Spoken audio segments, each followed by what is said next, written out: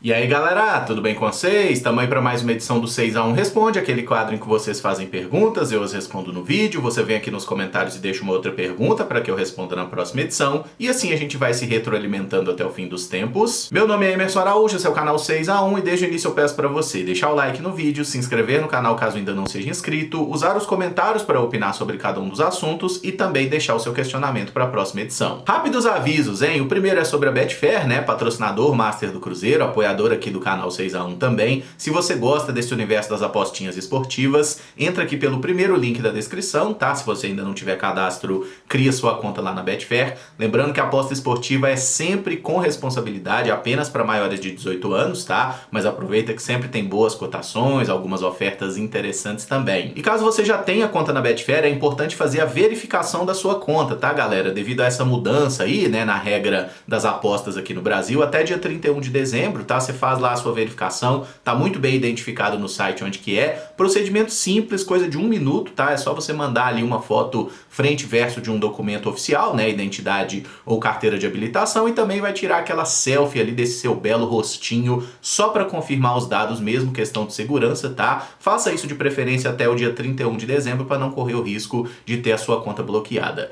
E por fim, se você quiser comprar, vender ou trocar camisas oficiais do Cruzeiro, SEC_Coleções, tá? Chama o Felipe lá, fala: Felipe, eu quero desconto. Enfim, essa camisa que eu tô vestindo aqui, ela não é uma camisa oficial do Cruzeiro de futebol, é uma camisa do Cruzeiro de basquete, inclusive, tá? Acho que você não vai encontrar ela lá no SEC_Coleções, mas o link tá aqui na descrição do vídeo também. Fala que chegou pelo canal 6x1 e quer desconto, que ele se vira lá, e tem muita camisa da hora do Cruzeiro, camisas históricas, aproveitem. Começo com a pergunta do Leon Moa. Gosto do Cruzeiro jogando com intensidade e o Matos está com um perfil de contratação de jogadores com idade avançada. O que você acha dos supostos alvos do Matos? Leon, obrigado pela pergunta. Confesso que essa é uma preocupação que eu também tenho, tá? Essa questão de montar um time intenso, capaz de competir, não apenas pelo perfil de atletas buscado pelo Alexandre Matos, mas considerando também o trabalho que foi realizado pelo Fernando Diniz no Fluminense nessa temporada 2024, que ele contratou muitos jogadores veteranos. É claro que o técnico não contrata sozinho, né? Mas ele aprovou a contratação de muitos veteranos, a diretoria do Fluminense endossou, e o Fluminense era um time pouquíssimo competitivo na parte física. Eu tenho uma preocupação de que algo similar aconteça no Cruzeiro. Até o momento que eu tô fazendo o vídeo, o Cruzeiro ainda não tá anunciando oficialmente nenhuma contratação, mas tem aí 3 jogadores muito bem encaminhados, né? A gente sabe do Christian, volante do Atlético Paranaense, que tem 24 anos, o Gabigol do Flamengo, 28, o Dudu também, né, que saiu do Palmeiras, 33, 34 anos. Então, assim, tem mais veterano e tem jogador mais novo também, tá? Acho muito importante que o Cruzeiro monte um time fisicamente bem disposto, e nós sofremos muito com isso nessa reta final de temporada. E acho que um pouco foi erro da comissão técnica, né, de querer subir a carga de trabalho no final do ano. Acabou que a gente perdeu um monte de jogador lesionado e ficou ainda mais enfraquecido no momento decisivo da temporada, mas eu acho que um pouco são jogadores menos predispostos fisicamente, né? Ou a gente tem, por exemplo, um Wallace, que é um jogador de muita força física, mas não necessariamente de intensidade, vinha num processo de recuperação, não teve pré-temporada. O próprio Lautaro, que é um jogador muito disposto, né? Tem muita vontade, mas machuca toda hora, tá sempre baleado. Então, assim, acho que o Cruzeiro precisa sim ter um perfil de jogadores fisicamente mais capazes. Acho que até um dos motivos da saída do Barreal é esse aspecto físico. A gente precisa de gente mais competitiva, que aguente o tranco na temporada e que tenha mais qualidade, né? Eu acho que todos aí são processos complementares pra gente ter um time forte. O Ronaldo Madureira pergunta: o Cruzeiro tem os melhores laterais do Brasil, que caíram de produção no esquema do Diniz. Para mim não faz sentido vendê-los, pois não acharemos ninguém no mercado com o potencial deles. E se o jogador precisa de tempo, também não faz sentido desconstruir tudo, como aconteceu com o Seabra. Ronaldo, obrigado pela pergunta. Eu concordo com quase todo o seu argumento, tá? Eu só não coloco o Marlon nesse nível de ser o melhor ou um dos melhores laterais do futebol brasileiro. Eu acho que ele é um bom jogador, tá? Mas acho que tem gente melhor com mais recursos técnicos que ele. E olha que eu até gosto, né, de laterais um pouco mais equilibrados ou que tem uma noção defensiva melhor.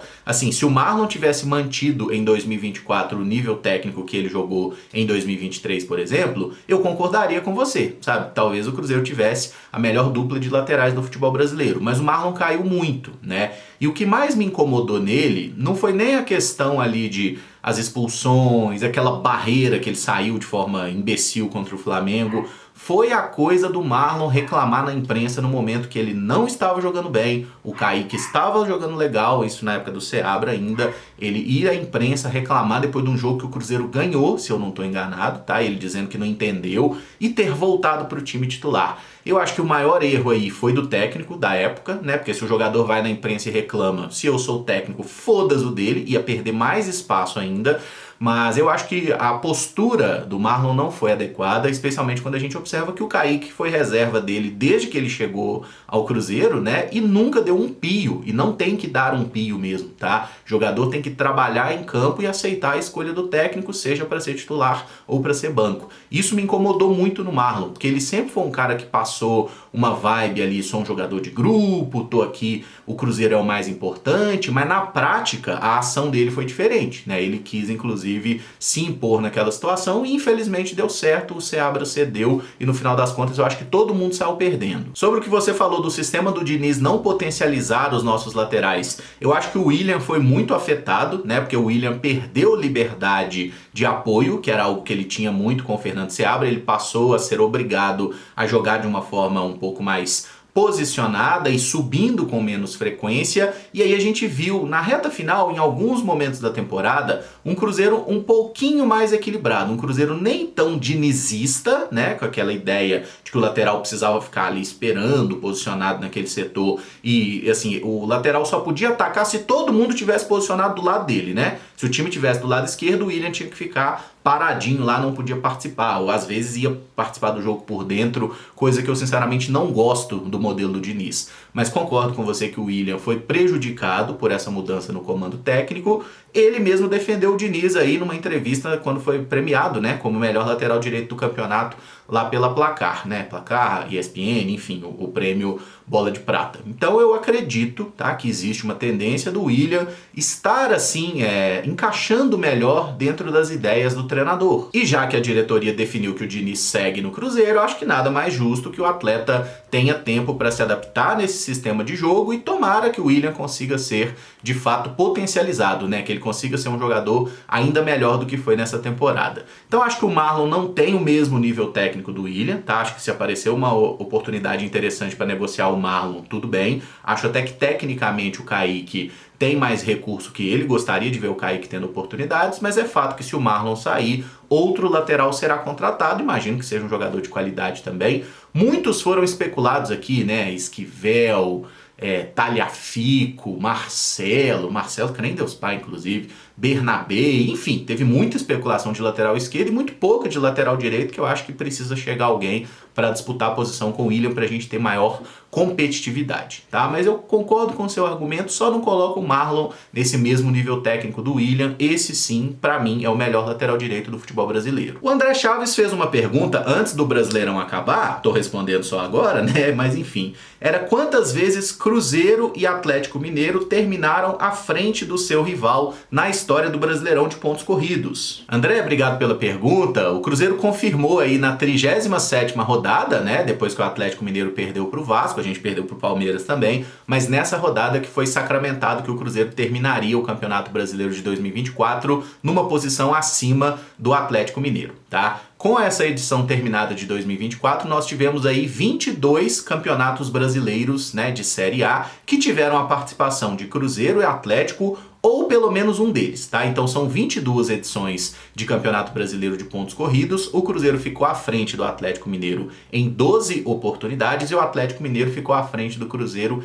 em 10. Aí você fala assim: ô Emerson, mas e o período na Série B? O período na Série B, o outro time tem vantagem, né, gente? Afinal, se você tá na Série A e seu rival na Série B, você, mesmo que fique em último lugar na Série A, você tá acima do time que ficou em primeiro na Série B. E é muito interessante quando a gente observa a evolução ano a ano, tá? Primeiro Brasileirão de pontos corridos 2003, né? Cruzeiro campeão, Atlético Mineiro posição intermediária. Aí 2004, 5, 6, 7, 8, 9, 10, sempre o Cruzeiro à frente do Atlético Mineiro, tendo inclusive o episódio do Flanelinha, né? Ei, Flanelinha, eu já sabia que essa vaga era minha em 2009, que o Atlético Mineiro chegou a liderar o Brasileirão, estava à frente do Cruzeiro e na reta final perderam vários jogos, a gente ganhou e passou eles na tabela.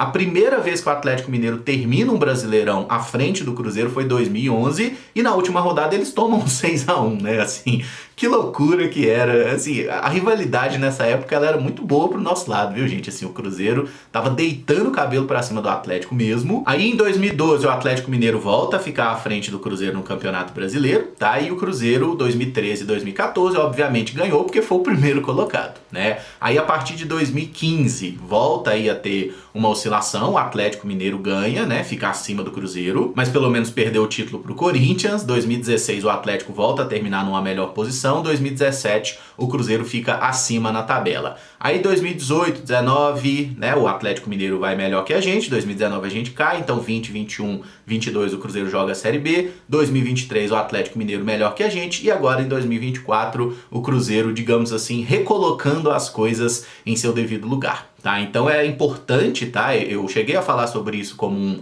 pequeno título, e teve gente até que riu na minha cara, mas é porque tem isso, gente, tá? Essa questão de terminar o Campeonato Brasileiro melhor do que o seu rival local, quando você tá num estado com 2 clubes principais, é importante. Isso é algo relevante para a rivalidade. E depois de tantos anos que o Cruzeiro não ficava à frente do Atlético, eu acho que foi sim legal a gente ter conseguido esse objetivo. Eu espero que a gente consolide isso nos próximos anos e acrescente mais algumas taças, né? Que o que importa realmente, troféu de verdade, é ser campeão, tá? Acho que cobrar do Cruzeiro ganhar a Série A no próximo ano é um pouquinho demais, né? Nós ainda não estamos nesse estágio, mas nos próximos anos que a gente esteja sempre brigando e sempre melhor que o nosso rival. O Igor Fonseca pergunta: com essa onda de trazer grandes nomes do futebol para o nosso brasileiraço, qual nome você gostaria de ver no Cruzeiro? Igor, obrigado pela pergunta. Já que pode viajar, né? Um grande nome que eu gostaria de ver no Cruzeiro, Paul Pogba. Exatamente, ele mesmo, meio-campista francês. Estava afastado aí por doping, né? Vai poder voltar a jogar a partir do mês de março e é um jogador que eu sou muito fã, tá? Tecnicamente, muito bom jogador, tá livre no mercado, certamente seria caro, salário alto, acho que deve ter propostas para ele na Europa, no mundo árabe também, enfim, mas se eu posso escolher, e olhando aí para jogadores que teria alguma viabilidade, né, por estar livre, por estar sem clube, ele rescindiu o contrato que tinha com a Juventus, Paul Pogba, tá? Tecnicamente um jogadoraço. Houve um momento ali que eu falava, mano, Pogba pode ser um dos maiores jogadores da história, cara, sabe? Quando você via ele jogando, pô, Copa de 2014, entre 2014 e 2019, 20 ali talvez, o cara era um absurdo. Porque você fala assim, ah, mas ele não era de tantos gols, assistências. De fato, não era, mas ele não é um atacante. Ele é um meio-campista que jogou boa parte da carreira como segundo volante, né? Então ele era um cara que articulava muito jogo, criava muita oportunidade lá de trás, tinha também muito boas valências na parte defensiva, de recuperação de bola. Cracaço, uma mala, meio estrela, meio preguiçoso, mas assim, tecnicamente um jogador absurdo, um dos melhores que eu já vi jogar. E se eu posso escolher, tragam Pogba, deem a camisa 6 para ele e que desfile ali nesse meio campo do Cruzeiro, hein? Já pensou Lucas Romero, Matheus Henrique, Paul Pogba, Matheus Pereira, Gabigol, credo. O VB aí pergunta: mesmo sendo cria da base do Atlético, você acha que tem alguma chance do atacante Alejandro vir para o Cruzeiro? Acredito que seria uma boa dentro de um cenário propício para o clube, com uma venda na casa de 2 a 5 milhões de euros. Acredito que estaria bem pago. VB, obrigado pela pergunta. Eu acho que o Alejandro é um bom atacante, tá? Eu gosto do futebol dele, mas a gente deve considerar alguns aspectos aí para essa possível contratação, né? Ele foi muito bem na temporada pelo Vitória, jogou 52 partidas, marcou 21 gols e deu 7 assistências, foi artilheiro aí do Campeonato Brasileiro ao lado do Yuri Alberto e tinha sido artilheiro do Campeonato Baiano também. É a melhor temporada da carreira do Alejandro desde que ele deixou o Atlético Mineiro, né, na temporada 2019, foi vendido para o Red Bull Bragantino e ele ainda pertence ao Bragantino, tá?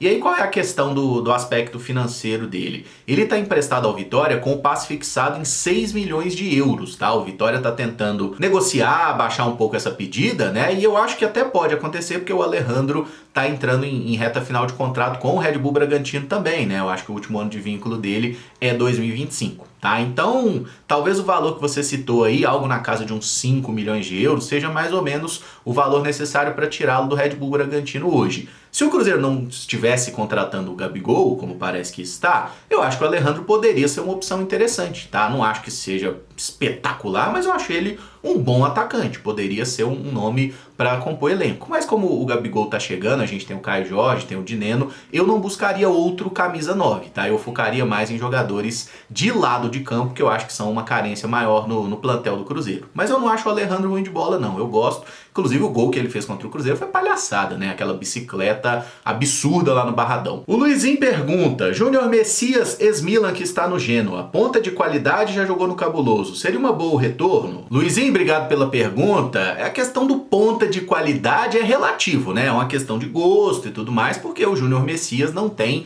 brilhado aí nas últimas temporadas. O que você citou, né, que ele jogou no Cruzeiro, ele teve uma passagem pela base do Cruzeiro, né, acabou deixando aí a categoria de base e se mudou para Itália, já contou a história dele lá na ESPN, foi bem bacana, se eu não me engano, no Futebol do Mundo, inclusive, né, que ele falou ali que foi trabalhar na Itália e aí acabou voltando, né, o futebol voltando para a vida dele, jogando aí em ligas amadoras e tudo mais, acabou achando clubes menores na Itália, foi escalonando aí e chegou a jogar pelo Milan, inclusive, né? Fez 2 temporadas de Milan no momento que ele tinha mais destaque. Atualmente o Júnior Messias está com 33 anos, jogou 6 partidas na temporada pelo Genoa e marcou 2 gols. Ele começou a temporada muito bem, né? Marcou 2 gols nas primeiras partidas da temporada, inclusive, mas depois teve uma lesão, ficou fora, voltou recentemente aí, entrando no segundo tempo das partidas e tudo mais. A última temporada dele pelo Genoa também não tinha sido boa, tá? E a passagem dele pelo Milan também não foi brilhante. Então, assim, eu tenho um pouco de ressalvas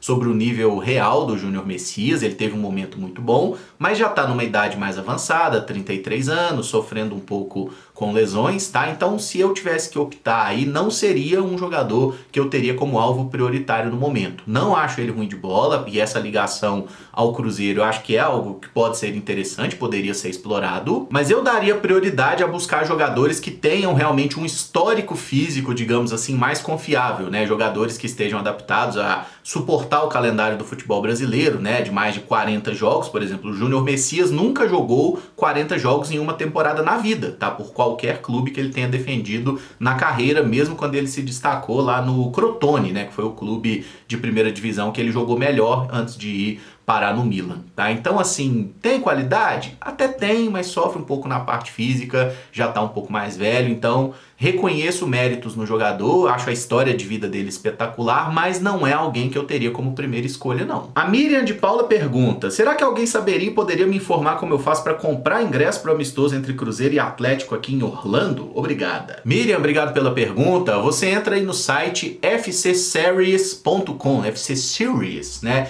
Enfim, vou colocar aqui um print da tela aí para você ver a carinha do site, tá? E já aparece essa opção aí, Tickets, ali em cima, ó, Buy Tickets. Aí você clica lá, escolhe, pode comprar para o jogo Cruzeiro e São Paulo, para o jogo Atlético e Cruzeiro e até para as outras partidas, São Paulo e Flamengo, Orlando City e Atlético. Os valores, pelo que eu vi, estão a partir de $25, né, nos ingressos mais baratos, e tem aí ingressos bem mais caros também, mas enfim, aí você olha todas as opções. Esse é o site oficial da competição, tá? A competição amigável aí, chama essa FC Series mesmo, né, que é uma dissidência da antiga Florida Cup, né, me parece que a organização é similar. Enfim, tá? Então, por esse site, FC Series, quem quiser comprar ingresso, vai por aí, tá? E, obviamente, acho que é o pessoal que tá nos Estados Unidos, né? Se você quer ir do Brasil, por exemplo, tem que lembrar que precisa ter o visto norte-americano e tudo mais, tá bom? Mas respondido sua dúvida. E esse vídeo fica por aqui. Se você gostou, eu peço que deixe o like, se inscreva no canal caso ainda não seja inscrito, use os comentários para deixar a sua opinião sobre cada um dos assuntos e fazer a sua pergunta para a próxima edição.